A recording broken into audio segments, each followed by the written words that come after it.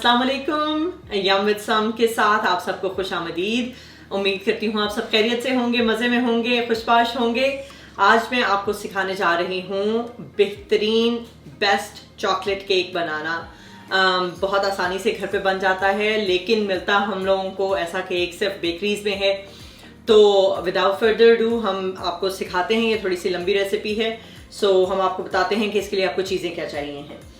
3 cup आपको मैदा चाहिए, 3 cups all purpose flower, 2 cup granulated sugar, 1 cup आपको चाहिए ब्राउन शुगर, 1.5 कप आपको चाहिए इसके लिए कोको पाउडर, 4 अंडे, 1.5 teaspoon baking powder, 3 teaspoon baking soda, 1.5 teaspoon salt, 1.5 teaspoon इसमें चाहिए आपको vanilla essence, 1.5 cup butter milk, 1.5 cup fresh brood coffee, hot coffee, और 3/4 कप आपको चाहिए वेजिटेबल ऑयल। ये आपके सारे इंग्रेडिएंट्स हैं केक के लिए। और इसको आप केक का बैटर कैसे बनाना है ये मैं आपको बताती हूँ। ये देखें, मैंने सबसे पहला स्टेप ये है कि 9 इंच के ये जो पैन्स हैं 3, ये मैंने लिए हैं और इनको हमने 2 मैंने तैयार करके रखे हैं। ये मैं आपको बता रही हूँ कि ये मैंने इस पर ऑयल लगाया हुआ है। कोई भी कैनोला ऑयल ले लें, वेजिटेबल ऑयल ले लें, और ये यूँ लगा के टिश्यू पे इसको अच्छे से चारों ओर फेर लें। उसके बाद कोको पाउडर, अगर आपके पास एक्स्ट्रा है तो आप कोको पाउडर इस्तेमाल कीजिए। अगर एक्स्ट्रा नहीं है तो आप इसकी जगह मैदा भी इस्तेमाल कर सकते हैं।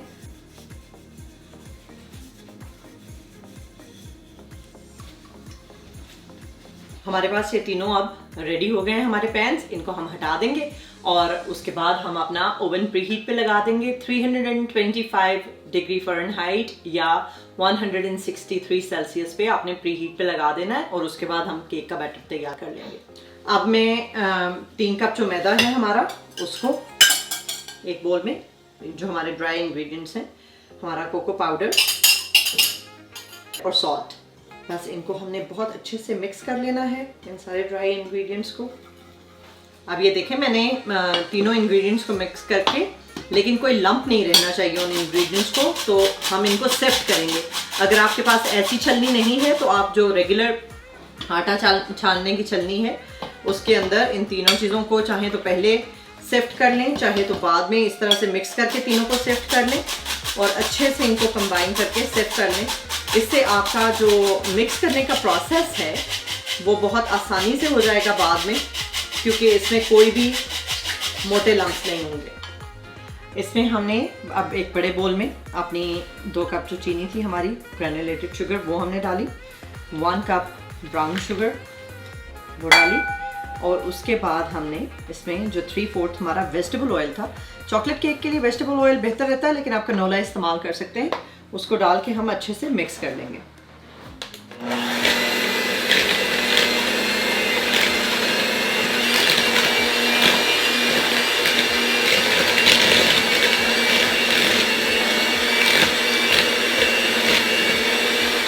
हमारी 2 कप चीनी, 1 कप ब्राउन शुगर और वेजिटेबल ऑयल मिक्स हो गया है। अब हम इसमें अंडे मिक्स करेंगे और 1 बाय 1 हम अंडे डालेंगे इसमें और मिक्स करते जाएंगे।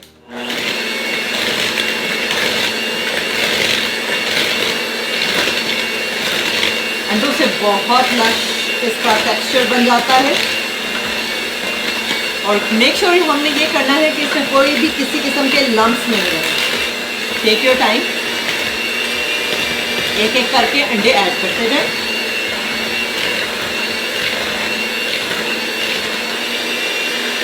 हमने आहिस्ता आहिस्ता सारे अंडे डाल दिए एक एक करके,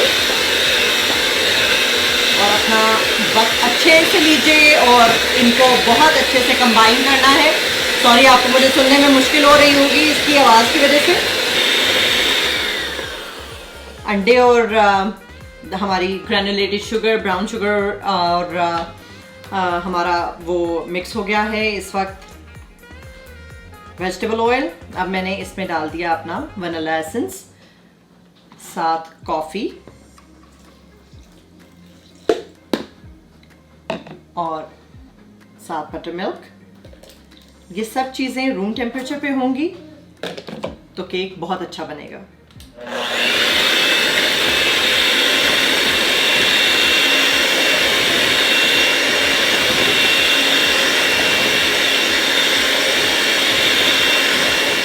अब मैंने इसमें अपना 3 टीस्पून जो हमारा बेकिंग पाउडर सोडा था और 1.5 टीस्पून बेकिंग पाउडर वो भी ऐड कर दिया है। इसको मिक्स कर लेते हैं अच्छे से और फिर इसके बाद इसी में हम अपने ड्राई इंग्रेडिएंट्स जो हमने यहाँ कंबाइन करके रखे हैं वो आहिस्ता आहिस्ता ऐड करते जाएंगे और मिक्स करते जाएंगे।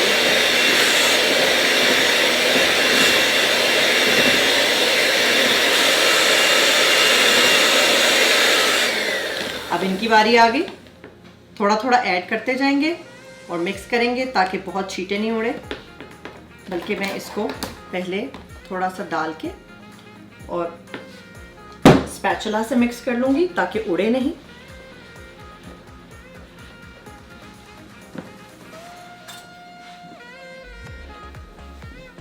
और फिर बीटर चला दूंगी।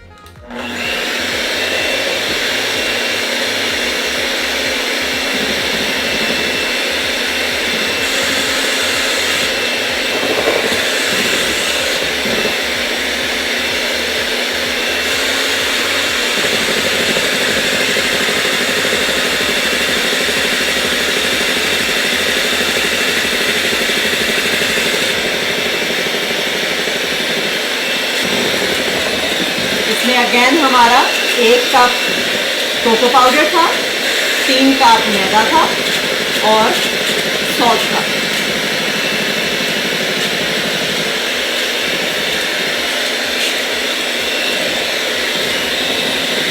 It's a messy recipe, but it's worth every single mess. और कोको पाउडर आपने अनस्वीटेंड डार्क वाला लेना है, उससे बहुत ही अच्छा जायका आता है चॉकलेट केक का। यूँ समझिए कि वो की इंग्रेडिएंट। अब हमारा ये बैटर मुकम्मल तौर पे मिक्स हो चुका है, इसमें कोई लम्प्स नहीं है, कुछ भी नहीं है, बहुत अच्छे से मिक्स हो गया है। अब हम इसको पोर करेंगे अपने पैन्स में और डाल देंगे ओवन में बेक होने को। अब हमने इनको अपने पैन्स में डालना है। मैं मेजरिंग स्पून भी आपको साथ उससे मेजरिंग कप से आपको दिखा रही हूँ। अबाउट रफली 2 टेबल स्पून आप 2 कप आप 1 मिनट डालिए और इसको बेक कर लीजिए। इसको हमने 25 मिनट के लिए बेक करना है, अबाउट 25 मिनट के लिए। आपके ओवन की स्पीड पे डिपेंड करता है। आप चाहें तो इसको, अगर आप कुकर में बनाने के आदी हैं तो आप कुकर में भी बना सकते हैं। सेम रेसिपी सिर्फ फॉलो कीजिए और कुकर में बनाइए। और आप इसको साथ, अगर आप ओवन में बना रहे हैं तो इसको आप साथ के साथ चेक करते रहिए। तकरीबन 20 मिनट के बाद आप इसको चेक कीजिए, प्रिक टूथपिक से इसको सेंटर में प्रिक करके चेक कीजिए। अगर टूथपिक क्लीन बाहर आ जाती है तो केक तैयार है, बाहर निकाल लीजिए। और अगर केक नहीं आता है क्लीन, बाहर प्रिक टूथपिक नहीं आती है बाहर, तो आप उसको और थोड़ा वक्त दे दीजिए।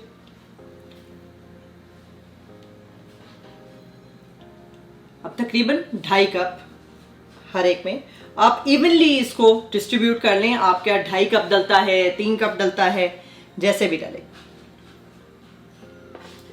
क्योंकि मैंने इसकी लेयर्स भी काटनी है। एक तरफ से केक रेज हो जाए तो दूसरी तरफ को पलट दीजिए, टर्न कर दीजिए। मैंने इनमें निकाल लिया है। आप देख रहे हैं कि ये बबल्स हैं इसके ऊपर। तो बबल्स को आसान तरीका कि आप इसको शेक कीजिए यूं करके। ये देखें जी, हमारे केक का हमने बेक कर लिए हैं। ये मैं आपको टूथपिक टेस्ट करके दिखा रही हूँ। हर केक को आपने सेंटर में से चेक करना है। और ये थोड़े से मेरे ठंडे हो गए हैं, ये देखें टूथपिक क्लियर आ रही है, तो इसका मतलब है कि केक्स अंदर से रेडी हैं। मैंने यहाँ रैक्स रखे हुए हैं। अब मैं आपको ये वाले जो मैंने केक्स तो 2 मिनट पहले निकाल लिए थे, इनको मैं आपको दिखाती हूँ कि केक्स को निकालना कैसे है। और फिर जब हम केक्स को निकाल लेंगे तो उनको ठंडा होने के लिए डेफिनेटली थोड़े से रेज्ड हैं मेरे पास जो रैक्स हैं, ऐसे रैक्स पे रख दें, किसी छलनी वाली जगह को देगची के ऊपर रख के छलनी को वो जो कवर्ड होती हैं, कवर के लिए होती हैं, उनके ऊपर रख के आप इनको ठंडा होने दें। बहरहाल इनको नीचे ऊपर से दोनों जगह से हवा लगेगी और ये अच्छे से ठंडे होंगे तो फिर हम इनकी जो फ्रॉस्टिंग है, डेकोरेशन है, वो तब करेंगे। जितनी देर में केक में आपको अभी निकालना सिखाती हूँ, जितनी देर में ये निकाल के ठंडे होंगे उतनी देर में मैं आपको फ्रॉस्टिंग बनाना सिखा दूंगी। तो शुरू करते हैं इसको निकालने का प्रोसेस।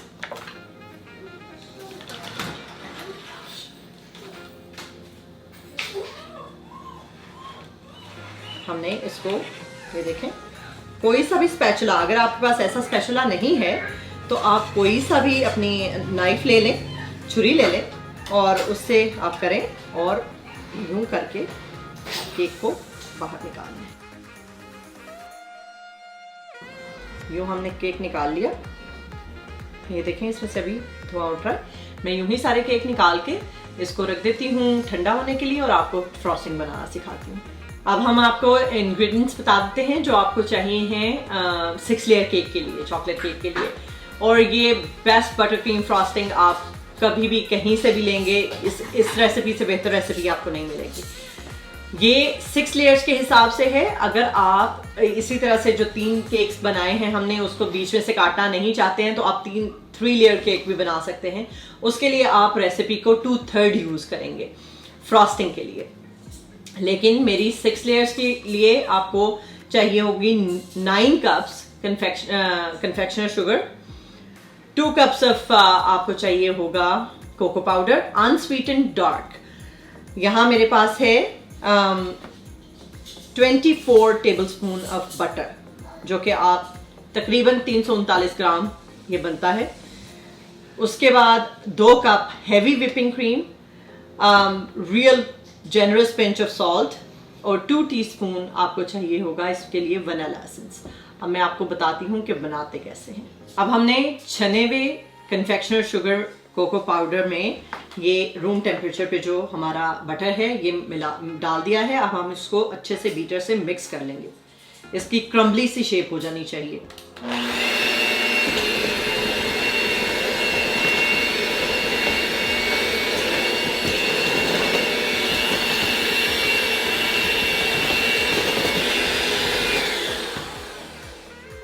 अब इस पॉइंट पे हम इसमें आहिस्ता आहिस्ता अपनी heavy whipping cream carefully add करते जाएंगे। कम या ज्यादा हम इसको कर सकते हैं।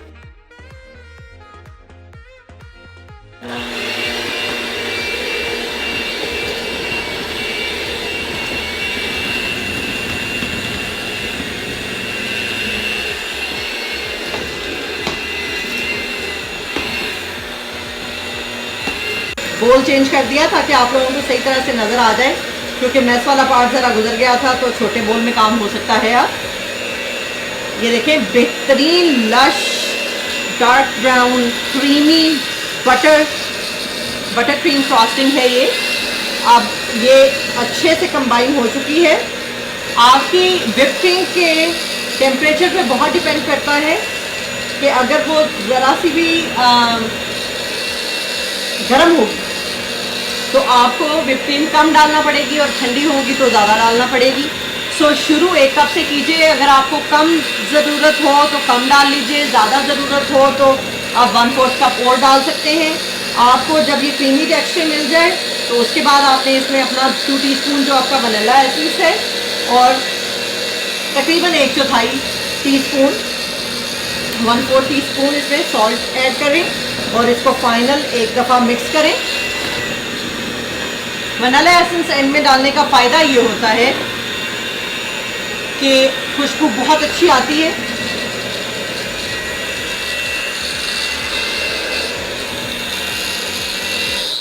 हम इसको साथ एक दफ़ा अंदर तक मिक्स कर लेते हैं और फिर उसके बाद हम आपको नेक्स्ट स्टेप पे दिखाते हैं कि हमने क्या करना है।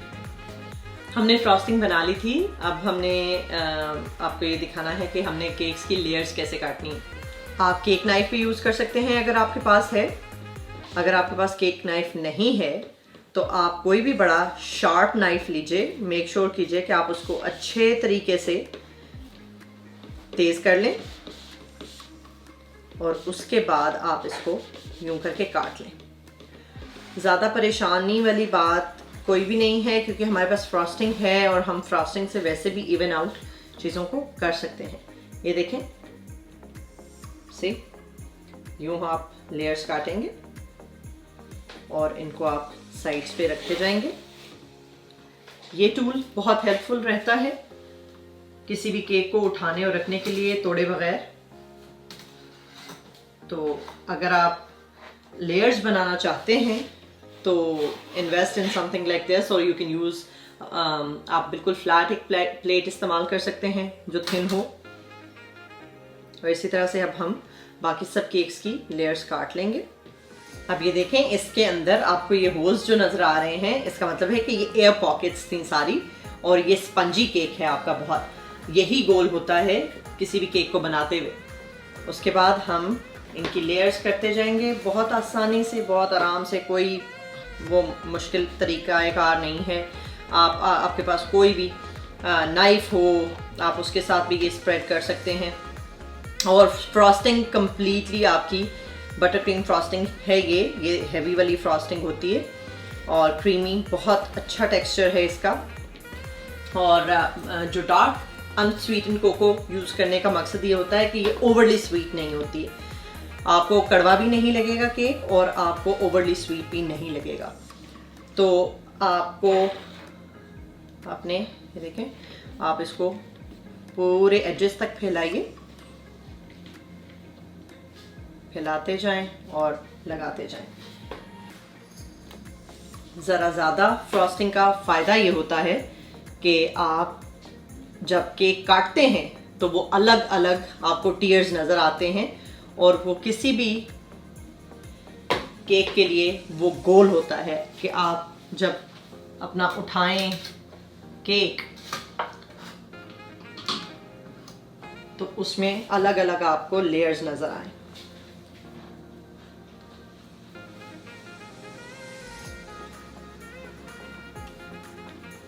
दूसरी लेयर आ गई। अब मैं आपको बाकी की लेयरिंग करके फिर बाकी की आपको दिखाती हूँ जो टॉप की इसकी डेकोरेशन होगी वो कैसे करनी है। अच्छा जी, हमने इसको थोड़ी देर के लिए फ्रिज में रखा था क्योंकि हमारी जो चॉकलेट फ्रॉस्टिंग थी वो थोड़ी रनी हो रही थी। खास तौर पे जब आप लेयरिंग कर रहे हैं केक्स की तो आपको चॉकलेट फ्रॉस्टिंग जो है वो अच्छा अपराइट केक के लिए आपको जमी भी थोड़ी सी चाहिए होती है। तो बेहतर यही होता है कि आप लेयरिंग करें और उसको फ्रिज में रख दें और फिर निकालें और उसके बाद उसकी डेकोरेशन करें। और मैंने इसमें बैग में भर लिया था, मेरे पास ये टिप थी तो मैंने इसको यूज़ किया। अदरवाइज़ आप इस तरह का स्पैचुला या कोई भी नाइफ लेके इसके साइड्स पे फ्रॉस्टिंग कर सकते हैं। मैं इसको अब फ्रॉस्टिंग कर रही हूँ।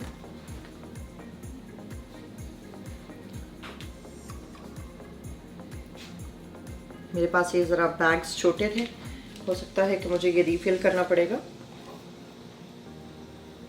जो कि यकीनन करना पड़ेगा। तो मैं ये जब इसी तरह से इसकी लेयर्स कंप्लीट कर लेती हूँ तो मैं वापस आती हूँ आपके पास। ये देखें जी, मैंने इसको साइड्स पे करके लगा के उसके साथ आप इसको सिंपल इसी स्पैचुला से भी कर सकते हैं।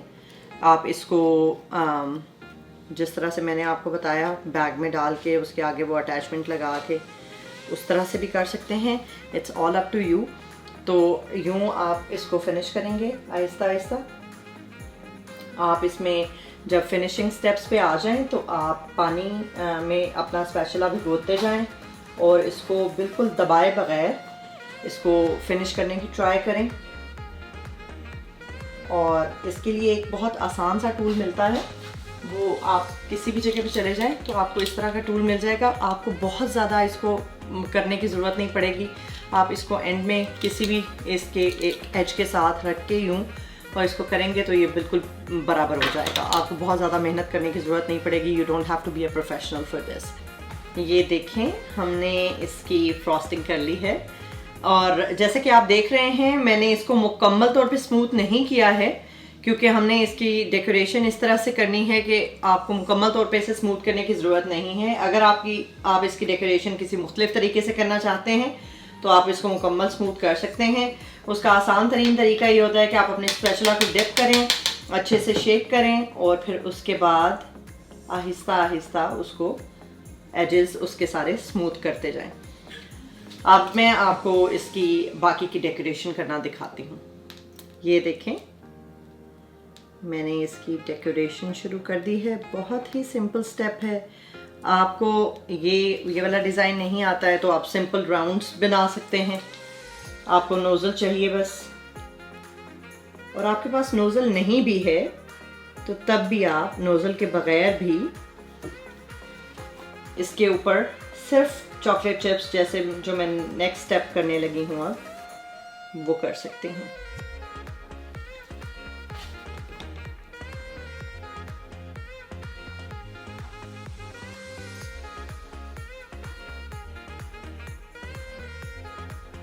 ये जो स्टेप है ये इसकी ज़रा बाउंड्रीज सेटअप करने में आपको हेल्प करेगा और थोड़ा डेकोरेटिव भी है, आपको बहुत अच्छा लगेगा और वो बाज़ार वाली बेकरी वाली लुक आएगी आपके लिए। इवन बाहर के मुल्कों में भी बहुत आसानी से केक्स मिल जाते हैं, लेकिन यहाँ केक में हम बहुत सारे लोगों को अंदाज़ा नहीं होता है कि बाहर के मुल्कों में केक्स में इंग्रेडिएंट्स इस तरह के कहीं कहीं डले हुए होते हैं कि वो अल्कोहल, जैसे आप वनीला एसेंस को ले लीजिए आप, तो उसमें आप जब बाहर से लेने जाते हैं केक तो वनीला एसेंस में अल्कोहल होता है। फिर वो कभी कभार जो फिलिंग्स यूज़ करते हैं अंदर, उनके अंदर जेलेटिन होता है।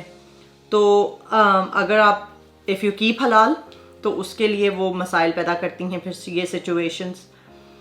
तो इसलिए मैं प्रेफर यही करती हूँ कि मैं हर मौके पे, बच्चों का बर्थडे हो या और कोई मौका हो, एनिवर्सरी हो, तो मैं घर पे ही केक बेक कर लूँ और बना लूँ। और आप ये देखिए कि इंतहाई आसान तरीक़ों से ये बन जाता है। इसकी डेकोरेशन मैंने बहुत सिंपल रखी है क्योंकि ये चॉकलेट केक है, तो जी इसके ऊपर हम ज़रा भर के चॉकलेट चिप्स डाल देंगे।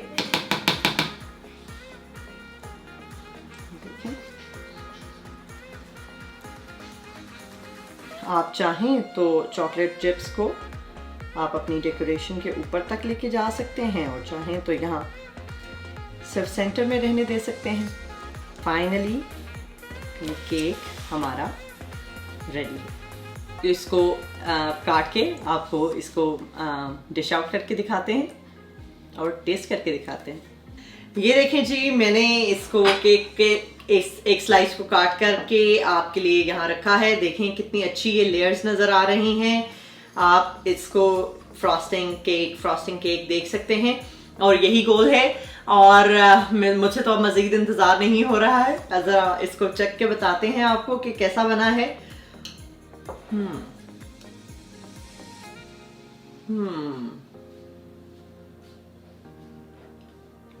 अगर आप लोग चॉकलेट लवर हैं तो ये पीस ऑफ हेवन है आपके लिए।